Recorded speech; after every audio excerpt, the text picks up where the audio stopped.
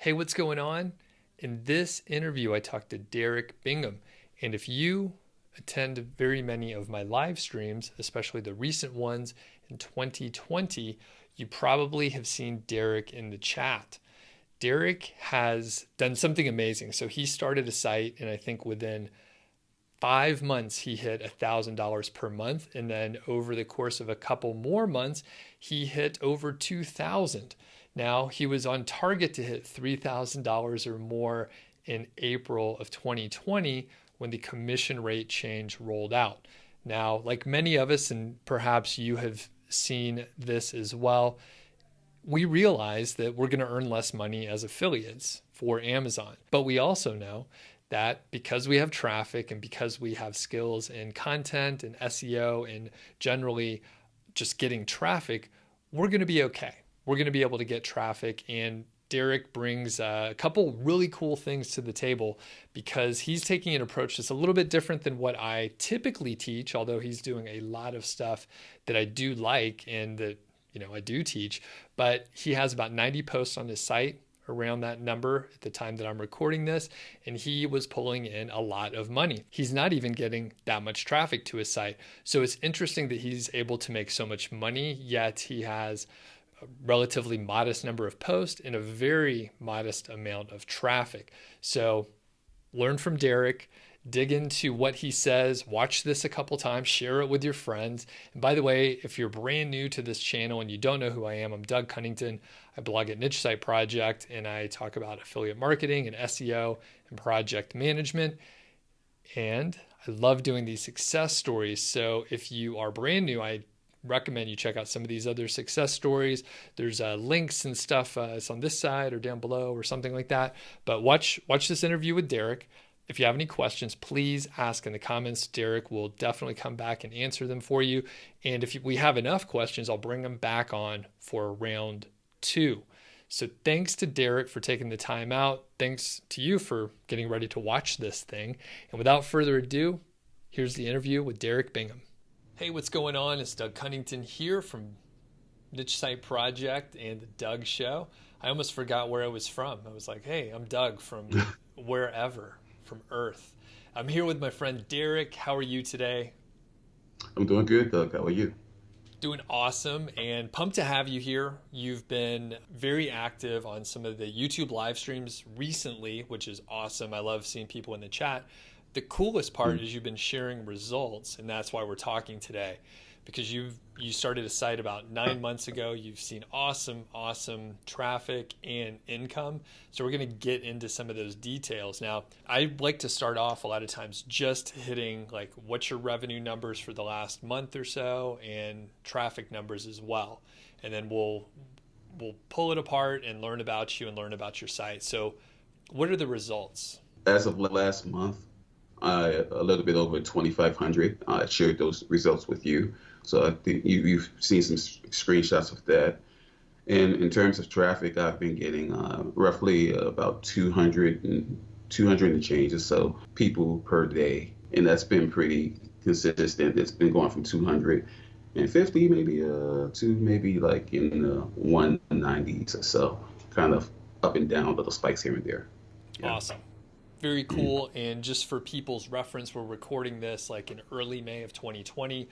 So COVID-19 is going on. Amazon just changed their commission rates and we're kind of in a different time. So I know you were looking to hit maybe even higher revenue, but it Right. has the Amazon commission rate changes have hit your revenue a little bit. So how do you feel Right. about that right now? Like I know we exchanged a couple of Mhm. emails, but can you just share like what you felt like when you saw that email come down? Well, when I saw the email come down, just like everybody else, I was concerned because things it's changing, and it kind of puts you in a position, and you're either going to fold because of these changes, and just hey, forget it. I'm going to go ahead and sell my website and maybe try something else, just work a regular job, or you're going to look at the fact that you're in a position that a lot of people are not. And I think that's more in the line of what people have to realize right now. Like let me just talk to you guys for 1 second. You don't mind, Doug, do you? The thing is this.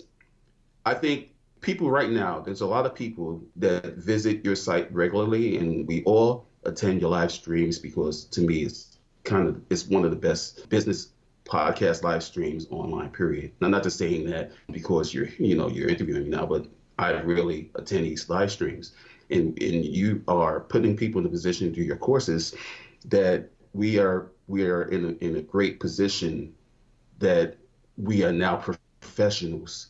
And I haven't taken Doug's course, but I followed Doug for a long time, became friends with him, and he's given so many gems that you can't help but learn from him.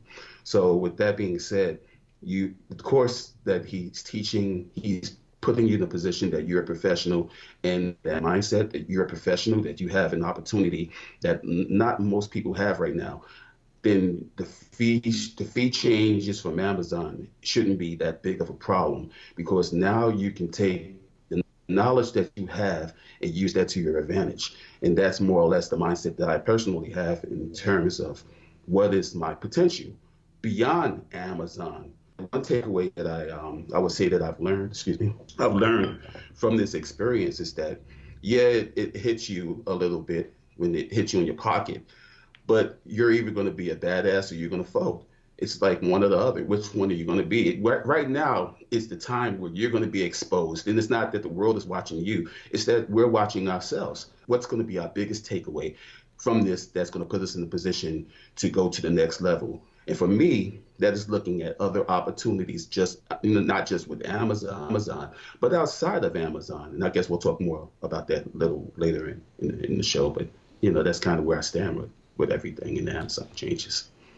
Awesome. Well, number one, I think you're 100% right about my show being so good. I have to take credit for that. But you make great points. I'm of course being sarcastic there, but I appreciate the compliment. And yeah, you're right. Yeah. I mean, you've picked up skills. You can do stuff now, and you have options.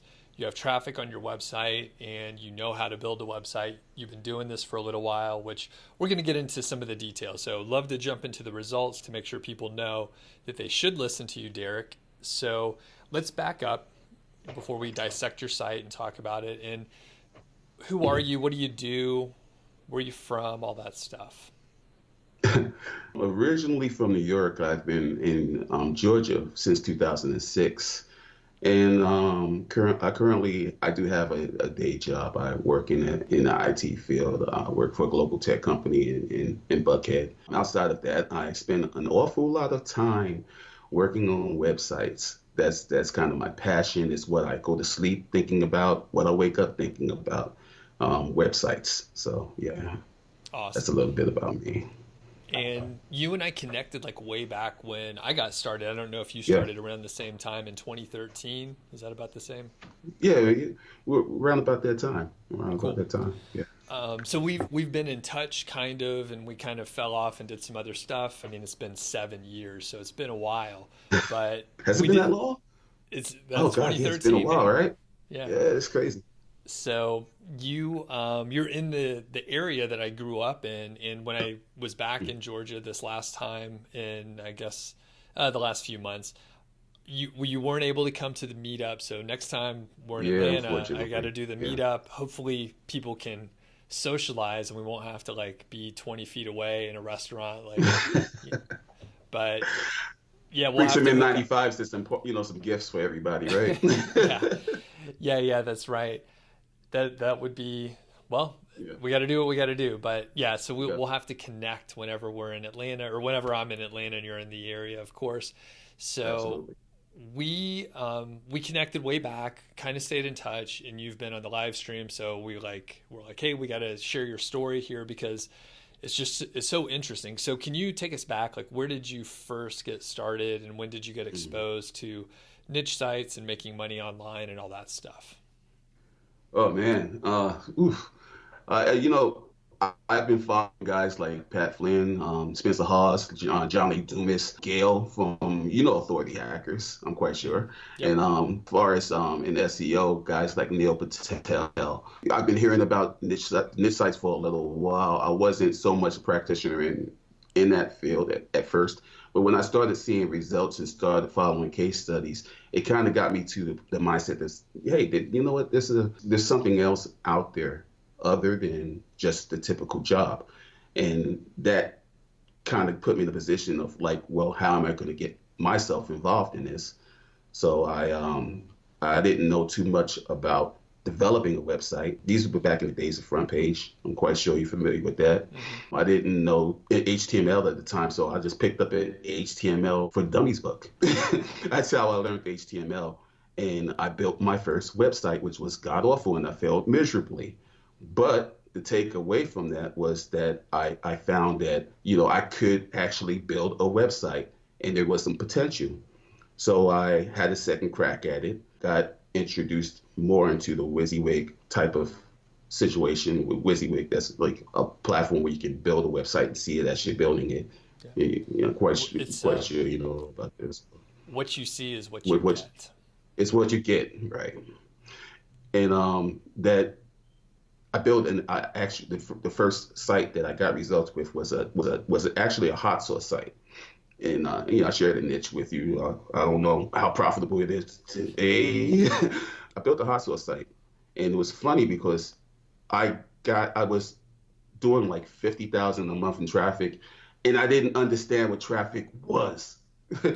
But I remember I was having some technical issues with the website, and I had called the hosting company at the time. What was that? I think it was StartLogic or something. I don't know if you heard of that. But it was a hosting company back in the day that I worked with, and the guy, he got so excited by my traffic numbers, and I didn't understand it at first. But he was like, "You understand how much traffic you're getting and whatnot?" And I didn't understand it, and I started doing my research, and then things started clicking a little bit more. So, yeah, just sharing a little bit of history with you. Yeah. What year was that? Oh my God! Don't date me. It was quite a while ago. Quite a while ago. I'm not good with the dates and stuff like that, but it was. Let's just say it was a while ago. It was early beginnings. Early beginnings. It wasn't on WordPress, but I'm just like 50,000, visitors a month. Is that what you said? Yeah. And yeah. I mean, I'm into hot sauce. I used to be like really into like the hot sauce challenges and stuff like that. I don't know if were you into it or? I wasn't so much the hot sauce challenges, but man, I'm like the spice guy. Obviously, you can see I'm not missing any meals.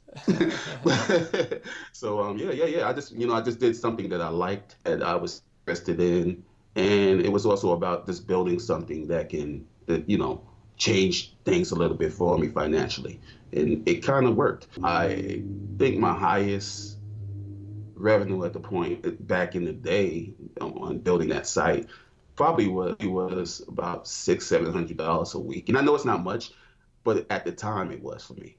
It really changed things a little bit. So yeah, I mean, I had some success in that, and then site tanked, and I went into eBay. eBay was the second shot at trying to do something online, and I wanted to become a power seller.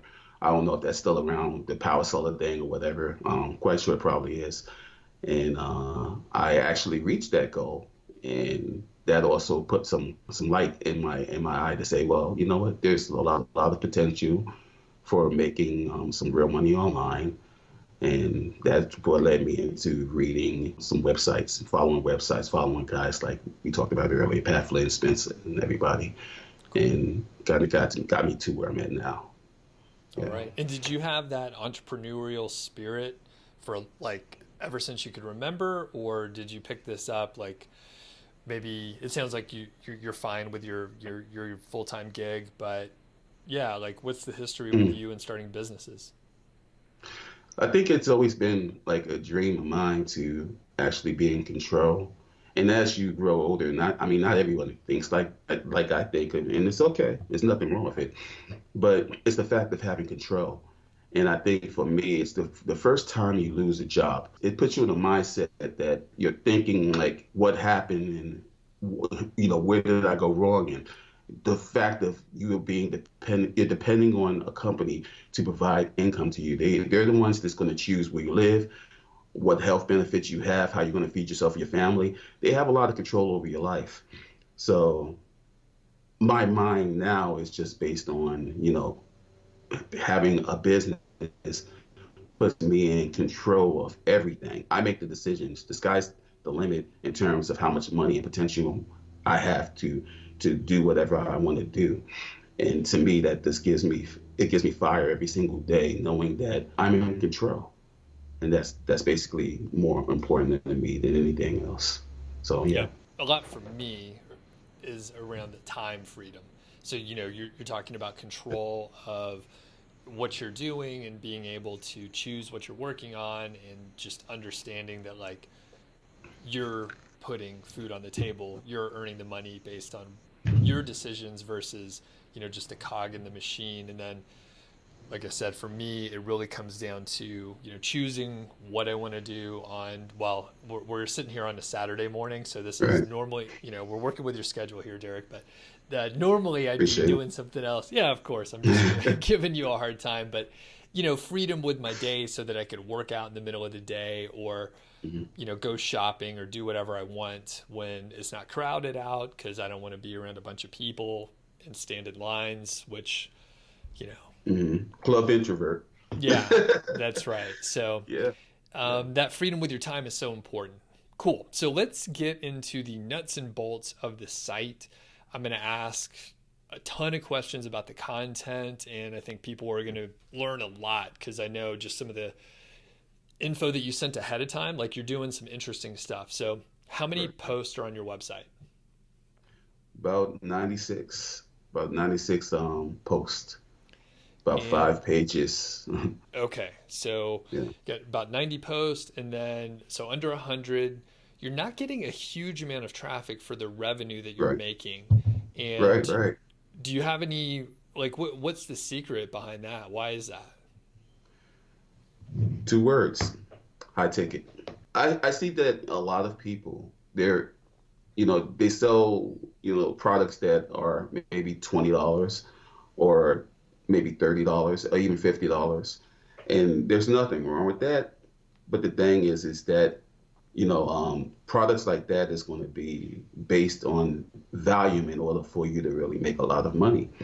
So my mind puts me in a position to say, wait a minute, that means that I'm going to have a boatload of traffic in order for me to really make substantial money that enables me to live off of. So what is the workaround? The workaround is selling items that are a lot more expensive. And what I think that people don't really, maybe some people might not really think about is the fact that the same work that we put into selling a 20 or 40 or $50 product is the same work that we're going to put into selling a product that be about $1,000. I mean, it's that simple, and that's just like going back to the hot sauce site. 2, 3, $6 for a hot sauce. I mean, you have to sell heavy volume to get that $600 a week or so. But if you sell something that's more expensive, depending on how you're monetizing your website and what program you're using, because Amazon's not the only show around here. You can make a substantial amount of money that's going to put you in a better position. So selling high ticket products for me is working out on Amazon. I mean, Awesome. considering the fact right now with the fee changes, think about the going from 8 to 3%. That's a whole lot. But same sense of the fact of what's going on, I still am able to make over $100 a day. So I think that's still pretty decent. As far as the products are concerned, I mean, on average, I think I do about, it kind of fluctuate, but I think about four to maybe $6,000 a day on the products that I'm selling. Awesome. So yeah, All yeah, right. So high ticket items, and a lot of times, not always, but most of the time, when someone comes to me and they say, "Hey, I'm getting, say, 50,000 visitors a month, and right, I'm not converting well, and I don't know why, and I'll double check. Hey, is it a high ticket item? And they say yes. The average price of the product is, I'm just making it up, $800. But that is typically a sign that it's going to convert less. People are not going to buy as many. The buying cycle, the research time before a purchase is longer. So, as devil's advocate, like, how are you able to make these conversions? Why are people buying that much? Okay, all right. So I think that what people don't understand, right? Well, I don't mean this in a disrespectful sense. I'm saying what many people might not have thought about is the fact that you don't have to have a lot of traffic to make the money. You just have to really be niche specific in your keywords.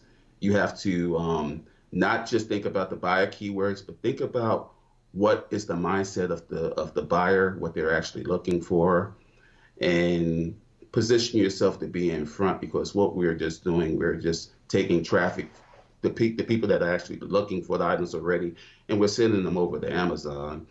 And based on that, I think what's helping me a lot is the fact that I'm very strategic in my keyword research. I choose the keywords that I put on the site very, very carefully, and I'm not just looking for the buyer keyword terms, but what's been helping me a lot is helping people through the problems that they're experiencing and what they're trying to do.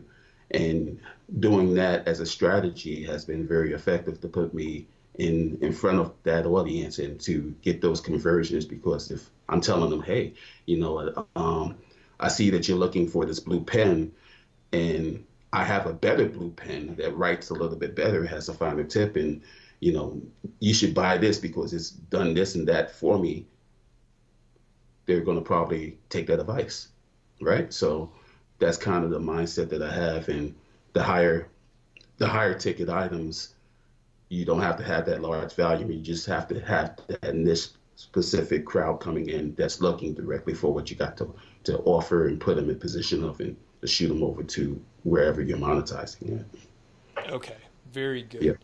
And are you aiming at, and I'm just going to dissect that a little bit because I'm not Mhm. 100% sure. So are you also targeting like informational and how-to articles? So if I'm a Yeah. freckled bald man, it wouldn't be what's the best hair replacement Right. program. It would be how to cover up the fact that you're bald.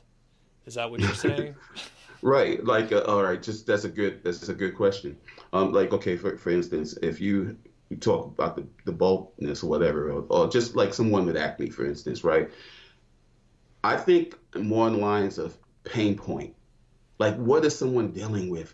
If someone is bald, if someone is, overweight, like I'm a big guy, I could lose a couple of pounds. But the thing is that, you think about what everyone, whoever it is going through.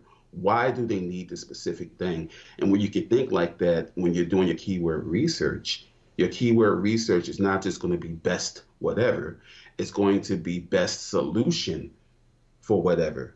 And when you're putting that on paper and then translating that into, you're translating that into sales. It's going to happen regardless. As long as you're solving someone's problem, people are going to respond to that a lot better. In my opinion, from what I personally have seen from the results that I have right now. Awesome. Yeah.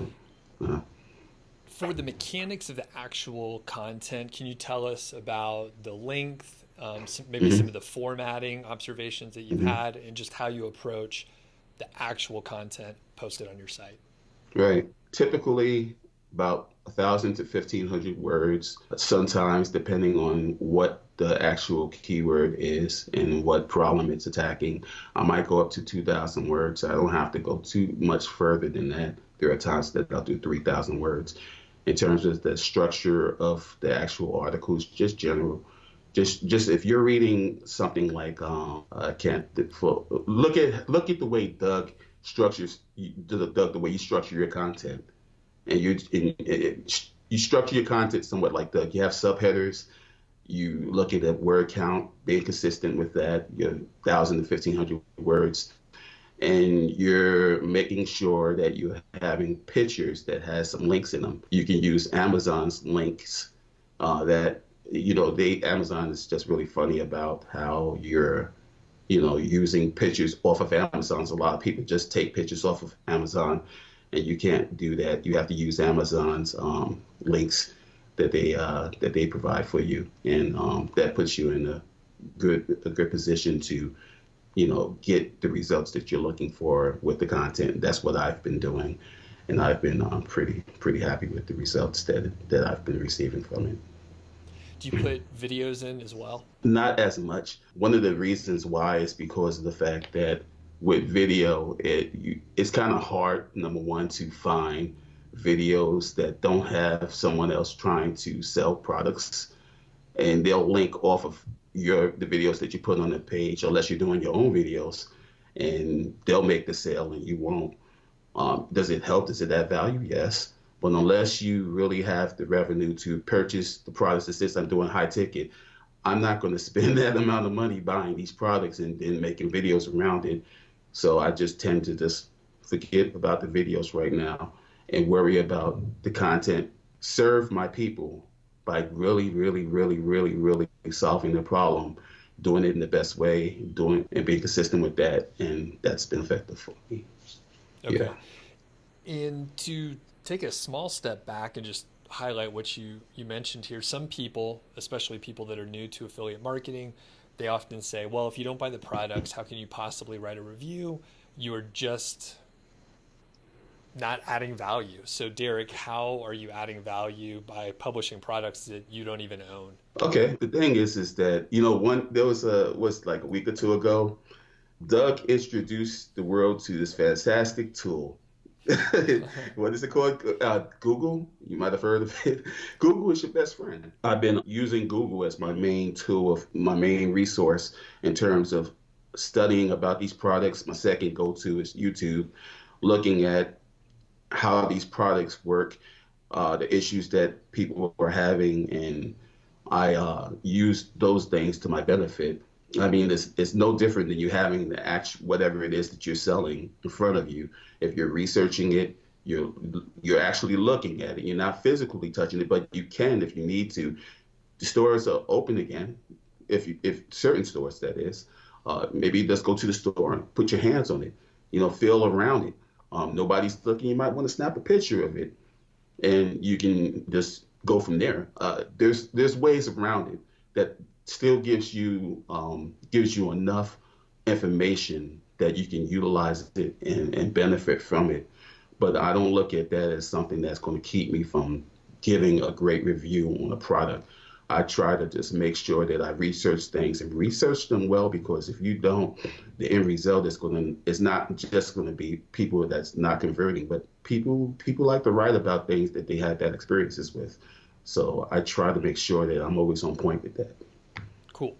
And just, I get that question all the time, and I like to remind people that if you do, let's say you just go straight to Amazon, and Mhm. I needed to get an external hard drive not too long ago.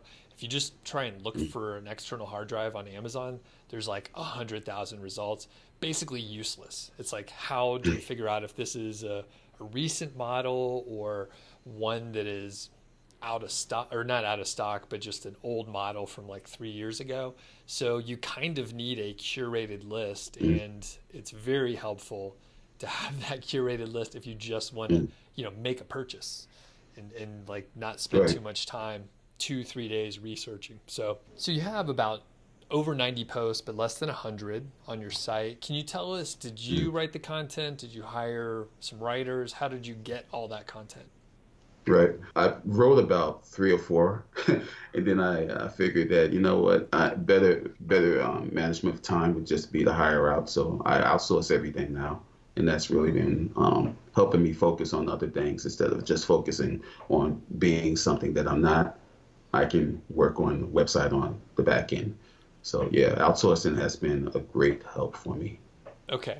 Mm. And if you used an agency, don't mention it specifically, but did you use an Okay. agency, or are you hiring individual writers, or how are you finding these folks? A little bit of both. One person that I'm working with right now has been with me a long time, but that has been based on a referral from an agency that I was working with. So that kind of worked that way. They referred the person to me, paid them right, and they will not leave, and I don't want them to leave. And I just actually, as of this week, hired on a new person from, I don't want to mention what website it is, but it's a really well-known website, and they're charging a little bit more than what I want to share right now. But I was really well-known website that serves a lot of people, so yeah, things has Okay. been going good with outsourcing. All right. And you broke up just a little bit. You basically just said that you hired a new writer and you're paying like more of a premium price. Oh yeah, absolutely. You know, one thing I learned, you remember Neil Patel being on my show. I had a show a while ago, guys. I'm not going to talk about that too much right now. But the thing is that I had a conversation with Neil. Neil Patel's an SEO guy, really huge. You guys should know who he is. I don't have to edify him. But the thing is that he had once told me that he spends a lot of money. If he had to spend anything, but spend money on anything, it wouldn't be cars, whatever, it would be content. And that kind of stuck with me. It's like, man, this guy, he's huge. This is a guy like, I mean, he makes millions and millions of dollars. So if he's telling me that he's spending a lot of money on content, then who am I to think that I can spend just $20 or $30 or whatever? Might want to have to go up a little bit. So my mindset's changed because of that. And now I'm seeing results off of good content, and that's kind of more or less. Hopefully it's relatable to some of you guys that it's just an investment, and that's the mindset that I have. It's going to give me a return. So I'll spend anything that I have to pay if I can afford on content now. Cool. And can you tell us how much you're paying for, say, like a 1,500 word article? With the person that I have now, I usually pay her about $45 or so. Okay, great. Hmm. And I've done a lot of content for different sites and hired different folks. And I've, worked with people that would write 1,000 to 1,500 words for about, 15, $20. And I've gone up to, 60. So one writer that I've worked with for a few years, I like her a lot. I don't have to give her any Hmm. instructions. She uploads directly into WordPress. She does a great job. And yeah, so I'm paying like 50, $60 per Yeah, article. And all I give her is the keyword. It's great. right. So, Yeah, it's like, and there's also a training as well. When you hire somebody, you kind of got to put them into the mindset of what you need to be done. If they don't have SEO experience, you might have to give them a little bit of training on SEO, on how you want the keywords structured, the little changes that you might have to make instead of having so much keyword density that's so repetitive. You might have to change it up in the middle and make sure it's in the first part of the first sentence in what you're trying to get across. So Google will not penalize you. But the training is very important to tell them exactly how you need your content structured. And after you do that from the beginning, when you first hire them, just like you were just saying, Doug, you can just pretty much turn them loose. Hey, I need 1,500, 2,000, 3,000 words, or whatever it is, and they can just boom. I take the keyword and they got it from there, and it really works out well. It awesome. does. Hmm. Okay, so you figured out that you need to spend your time elsewhere and not so much on writing. As far as keyword Correct. research, it sounds like that's sort of Hmm. the magic part. So, can you tell us about your keyword research process? Yeah, I look at trends. I make sure that something is trending and not taking a nosedive. If it's something that's taking a nosedive and it's consistently going down, then I won't work with it. If you're using Amazon, one of the things that I do is that I look at how many reviews are on that particular product and how recent those reviews were. If you're looking at a product, for instance, that might have 50 reviews or 500 reviews or 1,000 reviews, and they're all from 2017, that might be an indication that that might not be something that you would want to maybe sell or like push. And another way to support that is to go into trends, and trends is going to also give you some more feed on whether or not that product is selling, or that particular niche, if you're just starting out, is a good niche to get into. You look at the trends, you look at what's selling currently, what has current reviews, and I use those as markers whether or not it's something that I want to pursue and push. Awesome. Do you use or consider the search volume at all? Because you just talked about trends. Not really. I look at the sell volume.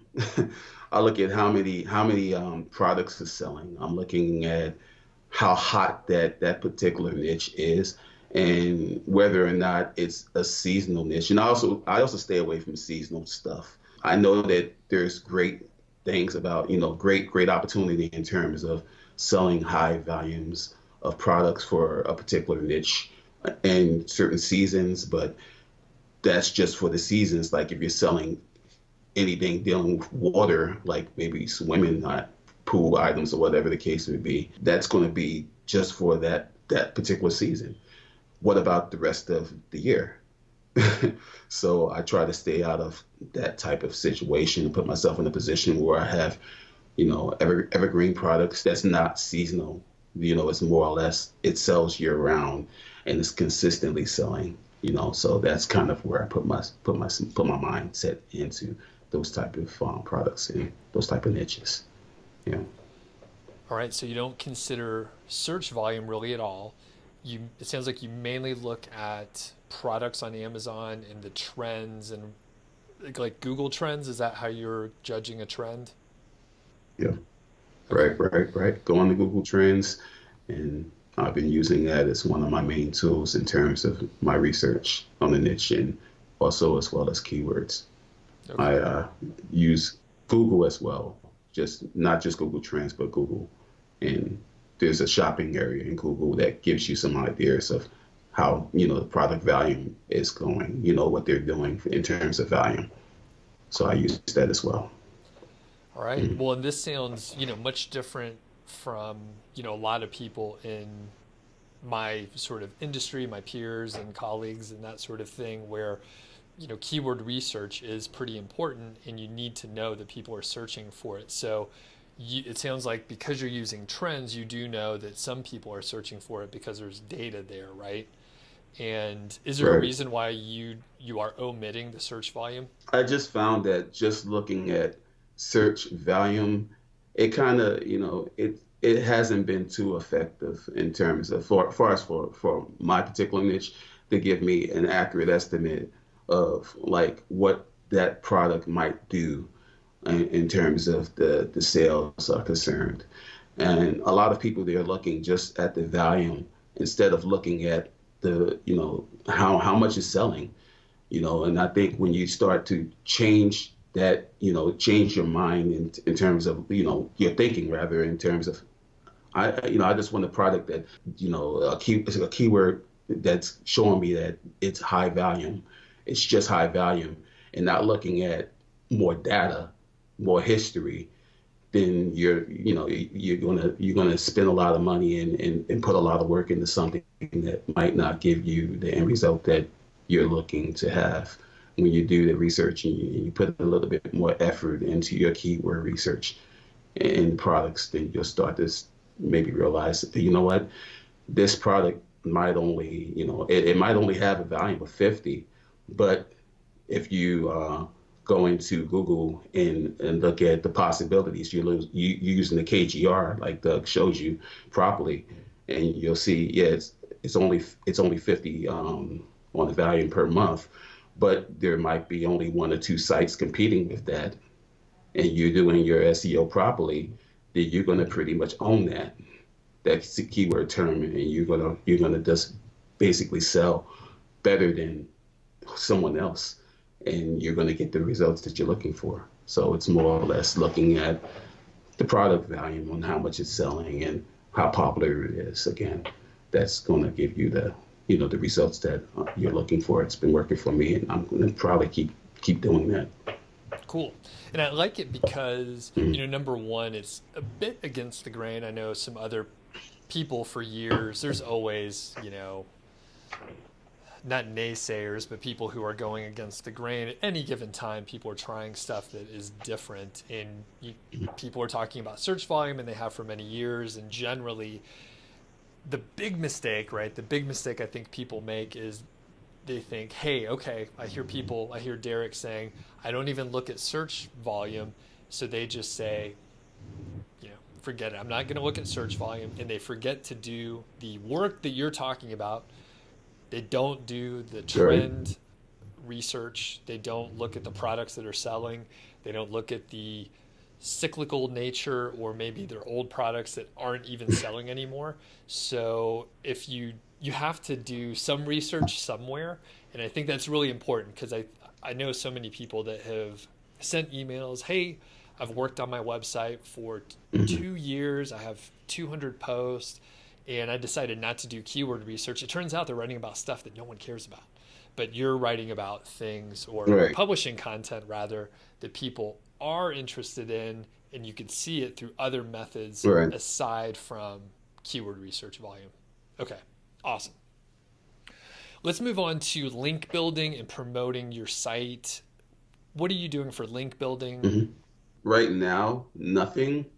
I started to do link build, go further into link building because of the fact that it's something that Google looks at. I know that it's a very important factor that we have to consider when we're building our websites. It's not just about the content, but having links going toward our sites to give us a better position than somebody trying to outrank you. But the thing is that you know, I'm focusing more on the content right now. I am going to start outsourcing and getting some backlinks, but I haven't really been focused too much on that end of it at this point. To be honest with you, I'm more or less focused on just the content, serving my people, making sure that I'm giving value, and that's more or less what I've been focused on. That's been giving me the results that I have right now. Awesome. And do you, So, link building in the future.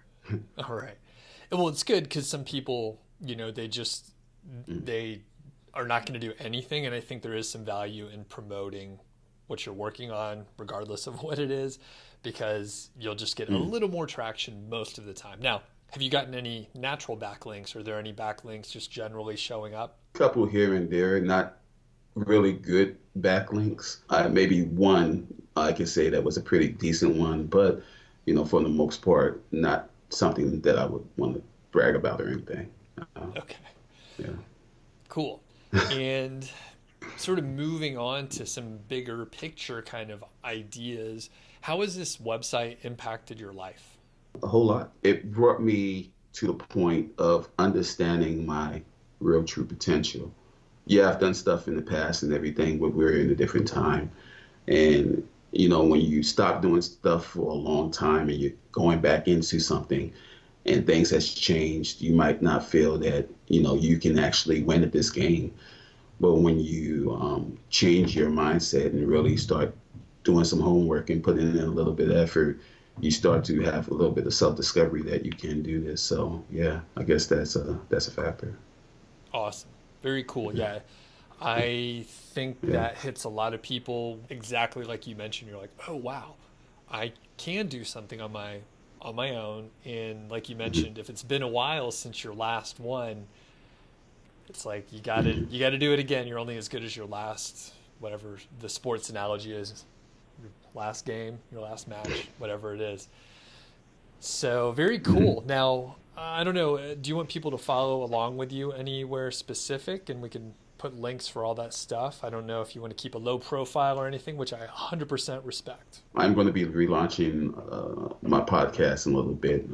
I'll let you know when, but not nothing right now that I plan to share in terms of pointing you guys in my direction. All right, cool. Well, I know So Derek is on yeah. the live streams on YouTube often, just in the chat, so you can catch him on there occasionally. And you gave like a really strong opening remark where you really kind of explain how some people could replicate what you've done. But I want to give you another opportunity just Right. in case you want Mhm. to mention some of those strong points again. But yeah, if people are thinking, hey, I want to do Yeah, what sure. Derek has done, what do you recommend? I recommend reading as many things that's going to give you some mindset training as possible. There's certain steps that a lot of people might benefit from. Like one of the first things is it's just focus. Focusing on what you want to do overall. If you want to work a regular job, there's no right or wrong in anything. It's about what you want to do and listen to your friends, family, whoever. It's about what we want to do as individuals. So as long as you have a good amount of people that support what your efforts are, or if they don't support what the efforts are, knowing who we are and going after whatever it is, buying a course like what Doug sells would be a great start, considering the fact that it's going to give you some training to maybe go after niche sites if that's what you're into. And since you're watching this, I'm quite sure that probably is. Another thing is figuring out the specific niche that you want to go into. Don't just go into a niche just because it's something that you like necessarily, but go into a niche that's going to give you what you want out of that niche. If you're trying to build a business, I know it might be backwards from what people always say. Go into something that you really really enjoy doing. In terms of like if you're in hockey, just go into something related to hockey, but look at what the long term results of whatever it is that you're looking at doing could give you, and maybe consider that. Another thing, study your craft. Make sure that you are applying some of the things that you're learning, like what Doug teaches. Don't just look at what Doug teaches, but become a practitioner and do the things that he tells you to do. I see a lot of times on the streams that people are asking the same questions over and over again. You gotta do it. You gotta just get out there and just pull the trigger. So I guess that's pretty much what I have to offer in terms of my advice. Yeah. Awesome. Awesome advice. Very good. Well, Derek, thanks a lot for joining us today, and we'll definitely have you back on and chat with you whenever you're relaunching, whatever it is you're going to relaunch. Those Appreciate things, it. it shifts once you figure out exactly what you want to get into. So, pleasure to talk to you. Thanks a lot. Same here, man. Thanks, Doug. Thanks a lot to Derek. I definitely appreciate him taking the time out. Again, if you have any questions at all, just ask in the comments below. Derek revealed, a lot of stuff in this interview. And if you want to connect with him further, he is in the Five Figure Niche Site Facebook group, which is private. It's only for students.